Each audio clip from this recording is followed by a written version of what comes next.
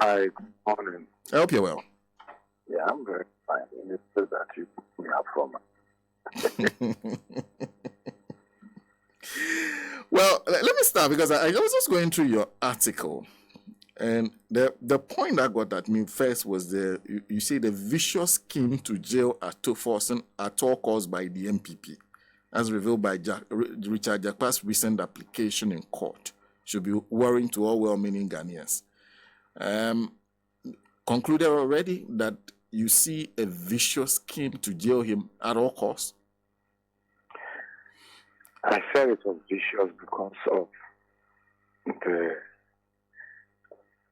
tape recording that I listened to. To be fair, when we're told that raised some of these issues openly in court, we're expecting that he would have been challenged. And we are told there wasn't such a challenge. Then we had the voice recording, and I also to look at things from both sides. So I had a certain conversation with the Attorney General about it. I think he made a point that it appeared that the whole thing has been doctored, but the kinds of things that I had, I kept asking myself, if doctor a tip, what does it mean? Does it mean then there are things that you didn't say and were attributed to you or something?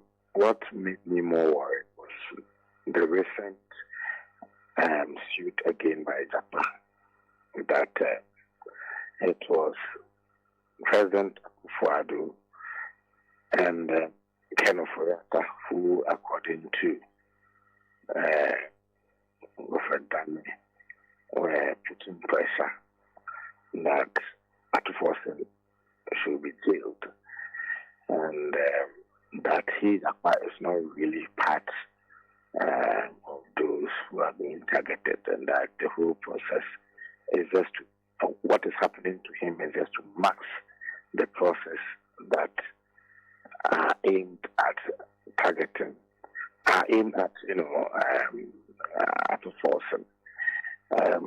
And the guy has been daring enough to say that he wants to do this in court and be given, and he is ready for the opportunity to be cross-examined. So he's not just making an allegation. He said, look, you can come and cross-examine me.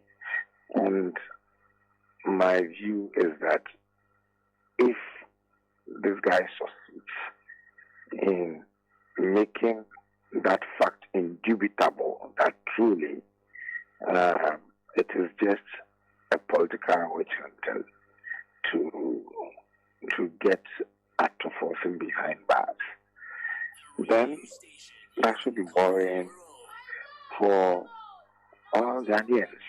Look, if it is true that this is a machination of Akufo-Addo, then this be the second time. Remember, we are told that there was a case that was used in blackmailing the former minority leader about some double salary payment, and we are told that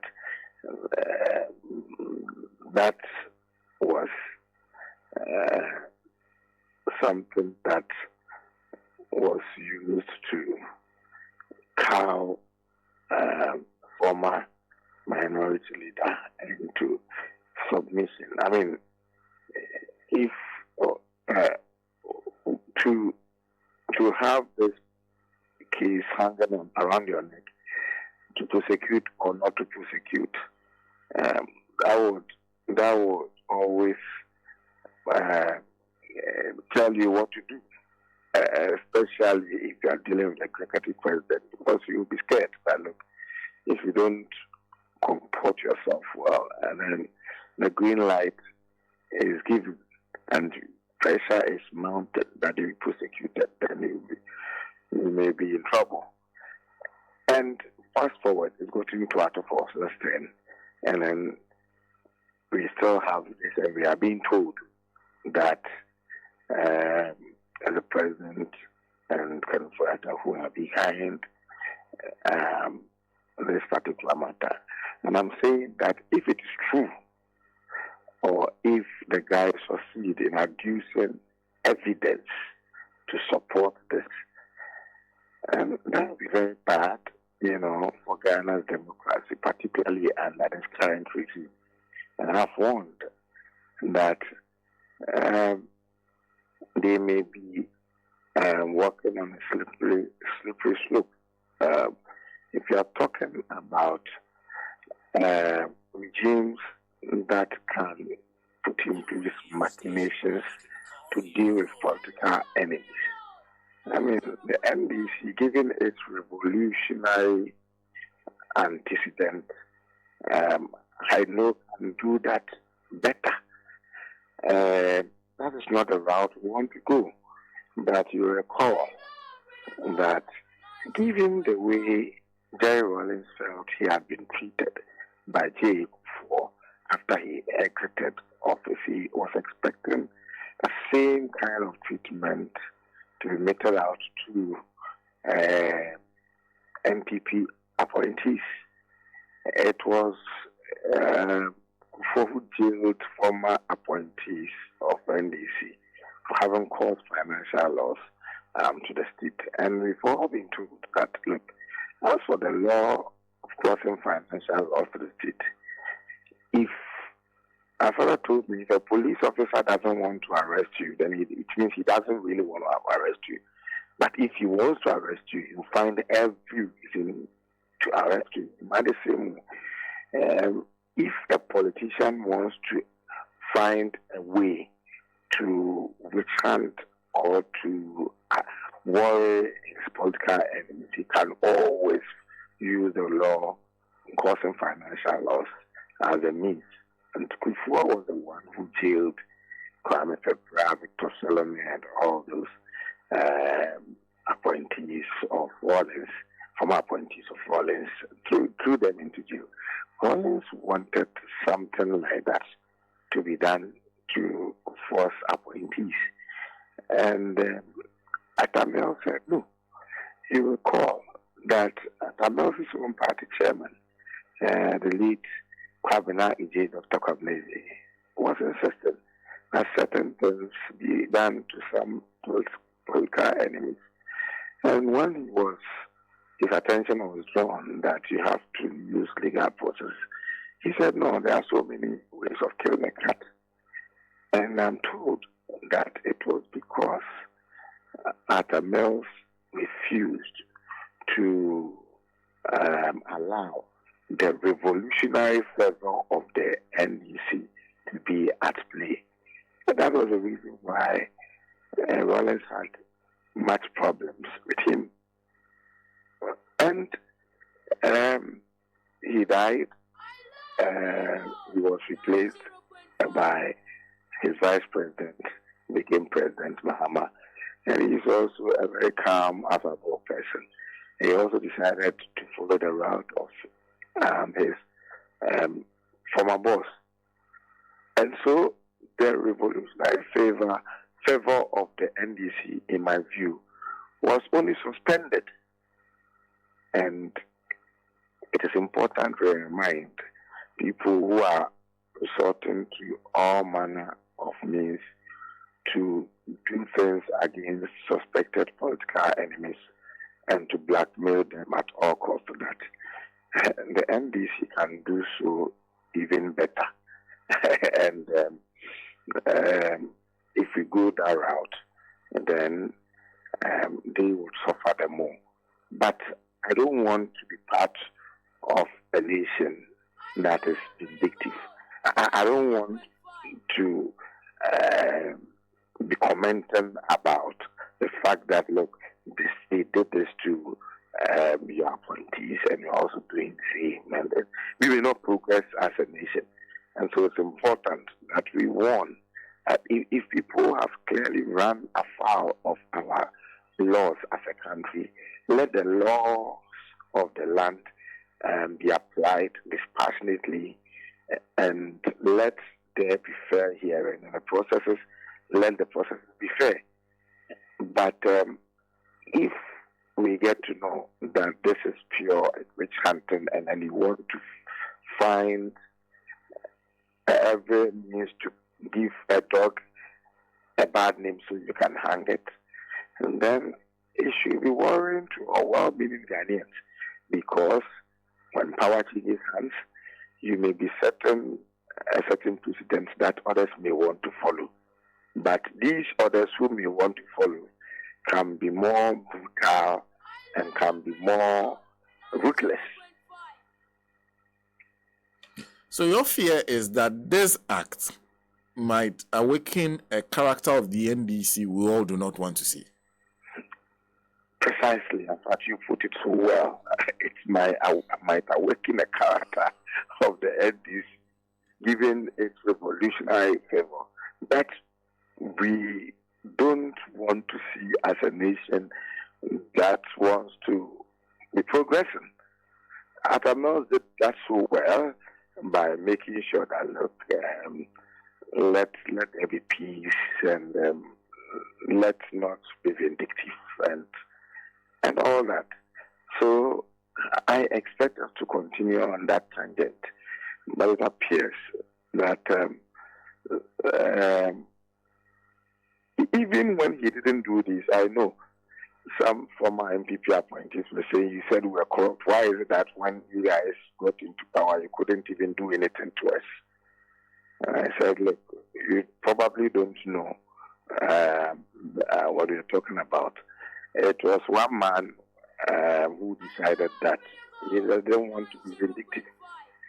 But if Rollins had been given his way, he would have pushed for things that, in my view, would have felt perpetuated the dark days of the revolution during the days of Atamnos. And I think that wouldn't have been good for Ghana's democracy. We have to move on. And so when people are doing some of these things, it is important that they get warned that if power changes hands, the new force or the new regime will be more ruthless and brutal. In fact, I've heard you on some other networks doing an analysis of the tape we have. And already you seemed convinced that there are serious issues to be dealt with. How should those issues be dealt with in the face of a tape we've all listened to? The number one issue that has to be dealt with in my mind is the fact that we haven't had patriotic people, and we haven't had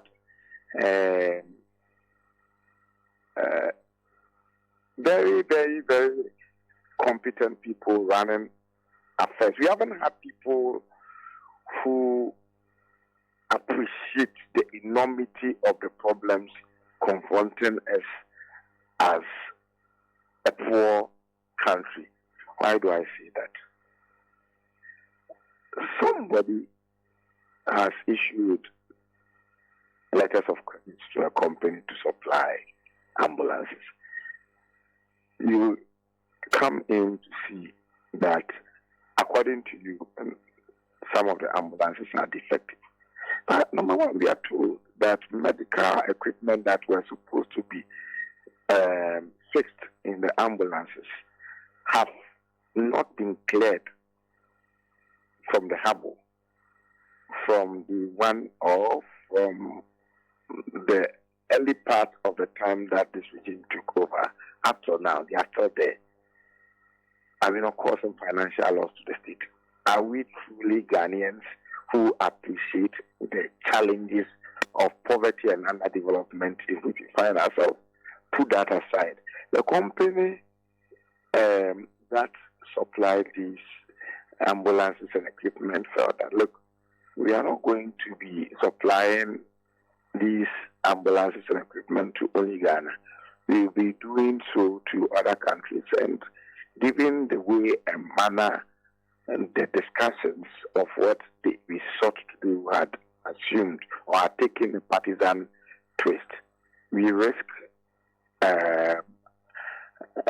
dragging our name and reputation in the mud. So this company offered to pay 2 million euros just to say that, look, bring us back our defective ambulance and take your money. And we said that no, we prefer to jail one human being to getting resources that we can use to bring about our development.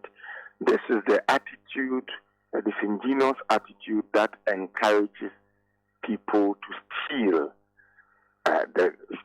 and to rape the nation, and knowing that, look, the politician, even if I steal, they will jail me for 5 years. Okay, so let me steal more, start more funds in my home and in my bank account.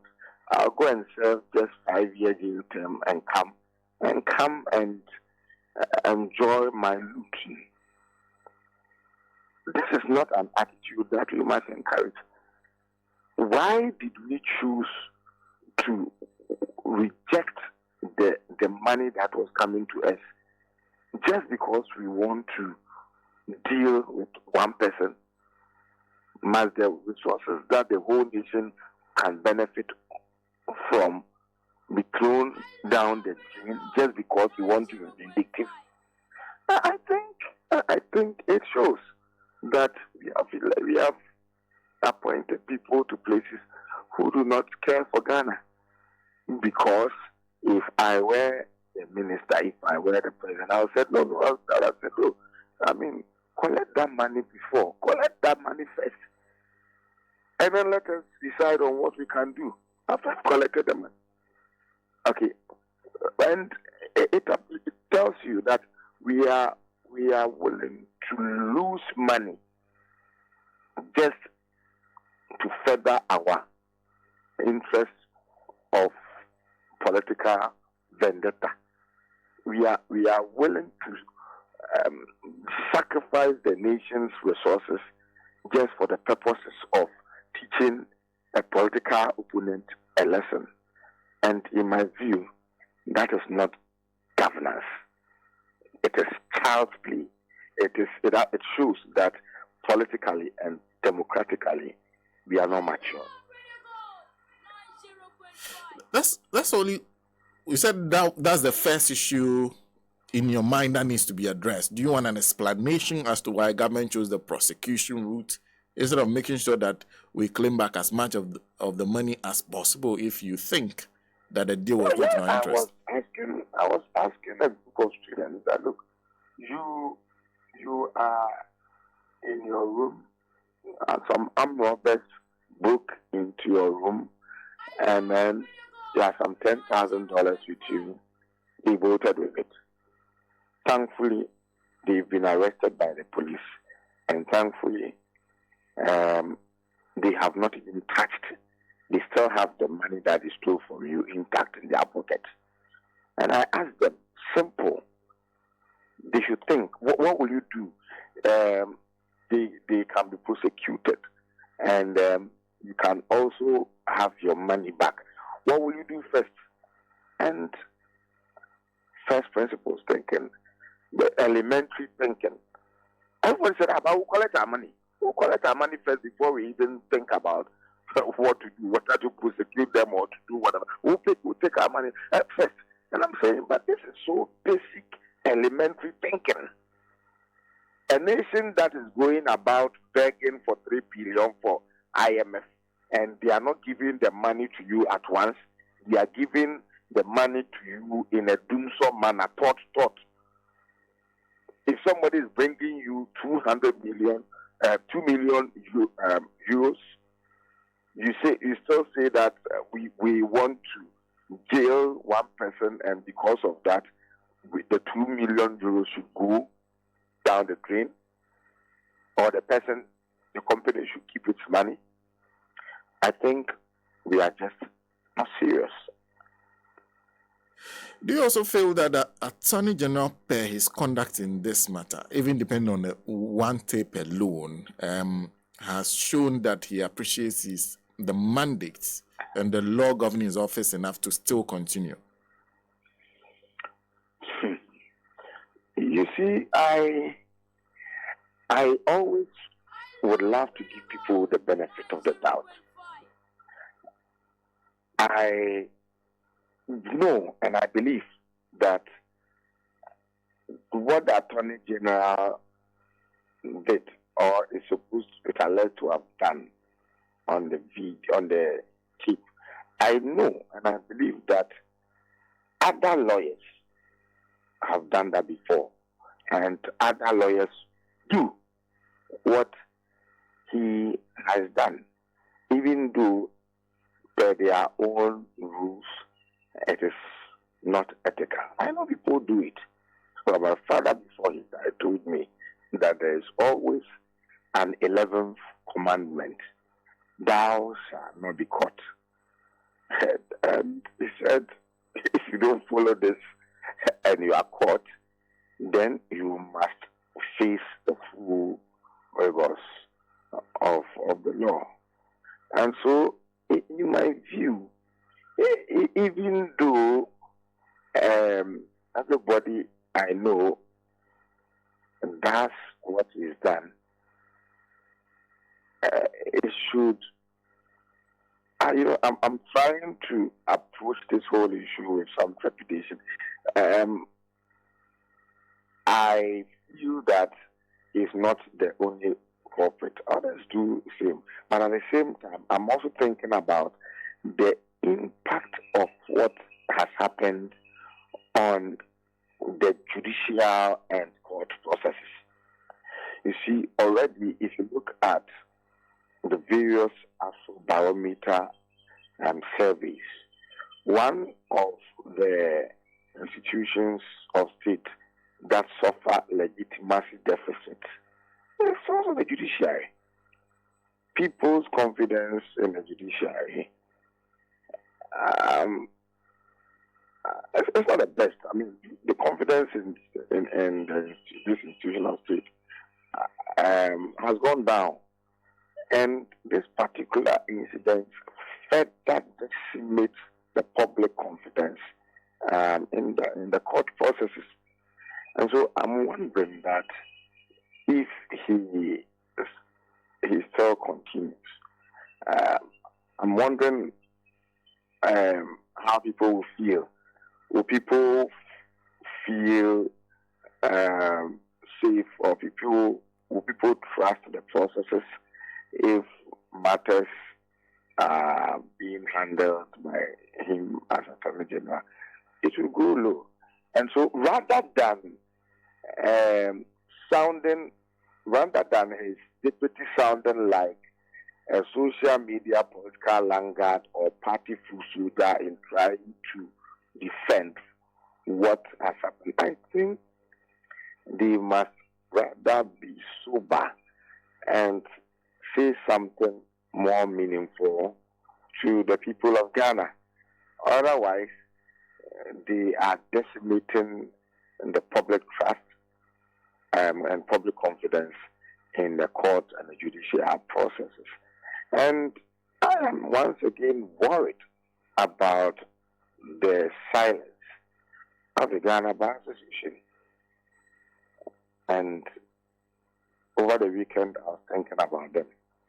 And I came to the conclusion that it appears that, look, yes, these were part of the pro-democracy forces that fought for Ghana's return to constitutional and democratic rule in 1992. And they fought a certain regime, and subsequently they've only concentrated on fighting against this regime anytime it is in power.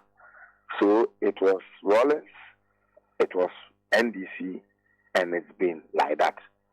So if you have a whole civil society organization, also if you are a whole pressure or interest group that looks only at one regime, then it becomes difficult for them to function effectively and creditably when that regime is not in office. And so that's why it appears that they've been very much silenced and cowed into submission ever since Akufo-Addo took over as president of Ghana. And it's not in the interest of the president himself that he became a president and all agents of restraint, all countervailing powers and offices have been silenced.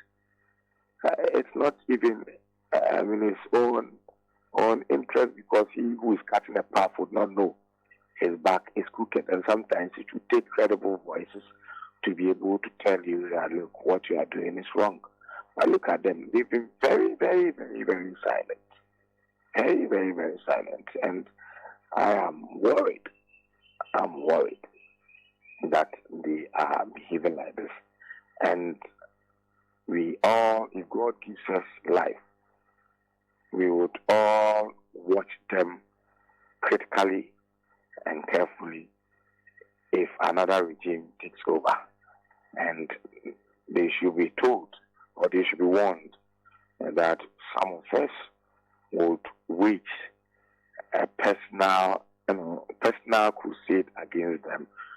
Should they remain silent now, only to find their voices when another regime takes over power? Well, I've held it on for too long.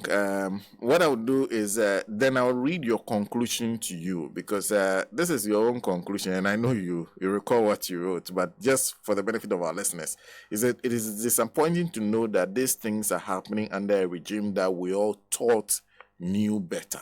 Now, it's interesting you use past tense, that we all thought knew better. Is that to say that even though you are disappointed, you are beyond surprise and shock?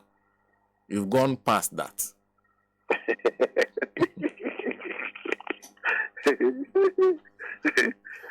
This particular regime led by President Akufo-Addo, I think you'll be right to say that the feeling is beyond shock and surprise.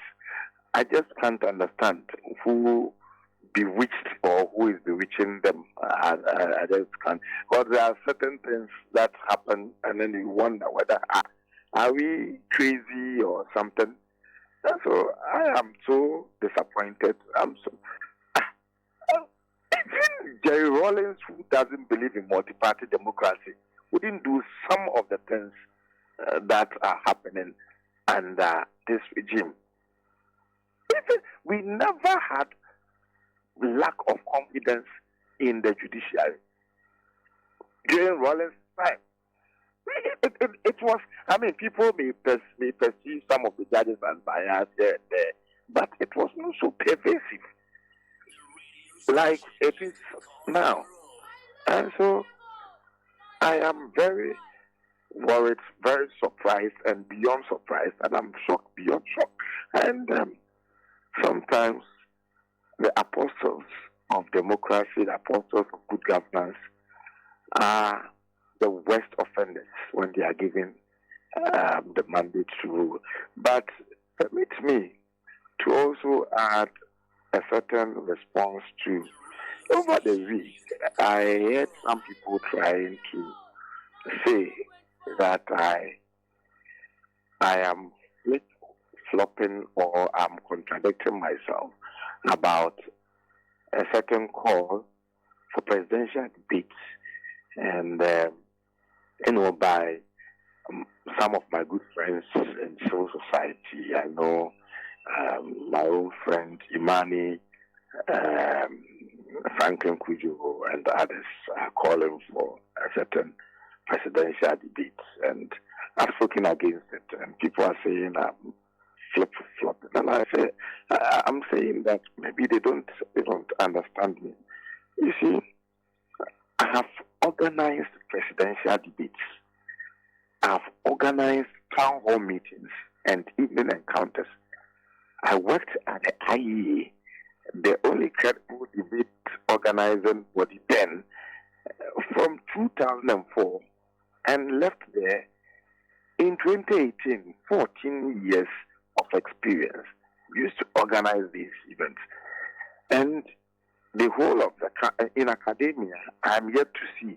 But I have researched and published scholarly papers on presidential debates.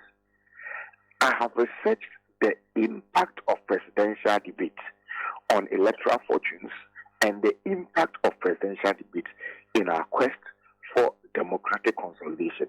So I know everything about presidential debate. I know the good sides of presidential debate, and I know the bad sides of presidential debate. And yes, I have once spoken calling for presidential debate. And today, because of certain things, I'm saying that I think that in this particular epoch of our political history, I wouldn't favor presidential debate in this particular epoch and in this particular election that we are going to have. And what do I mean? My reasoning was simple. You see, oftentimes in advanced countries where debates are organized, you would see that people may not be so clear in their minds as to who would better advance their cause as a people. So it is difficult, and sometimes you want to appreciate the policy positions of candidates or of political parties. You want to appreciate who has a better grasp over the issues that confronts people. And so when there isn't that much clarity, you also call for debate so that you can have a clear articulation on policy prescriptions being done in a manner that brings that clarity. That is one good thing about debate.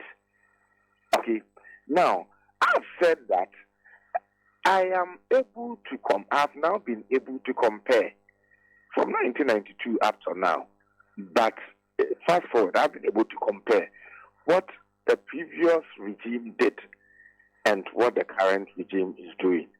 And I'm saying any Ghanaian who does this simple comparison wouldn't be confused, but will be filled with clarity as to who must or who can better then govern the country. If you do a comparison, you'll be filled with clarity as to who can govern us better.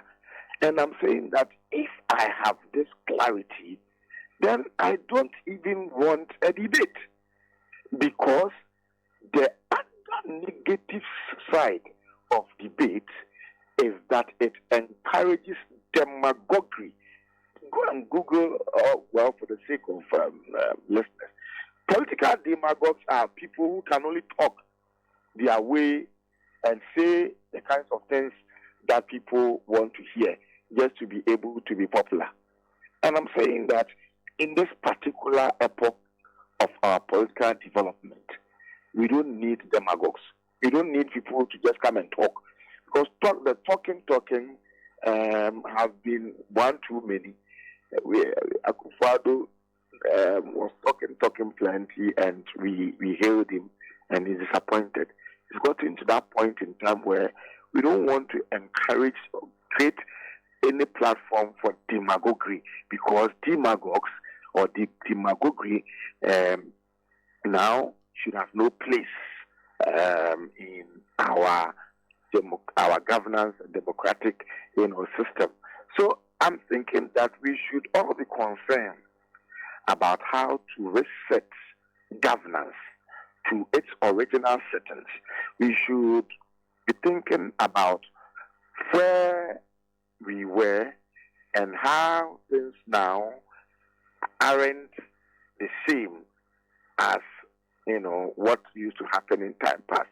and to reset our whole developmental agenda and governance process to its original factory settings so that we can move forward as a nation. And so that's the reason why I'm saying that in this particular time, I don't favor debate. And why? Isn't it? It is only a fool who doesn't change his mind. And so if I said in time past that I like debate, and now I'm looking at facts before me, issues before me, I'm saying at this particular time, I don't favor debate, am I not right to change my mind?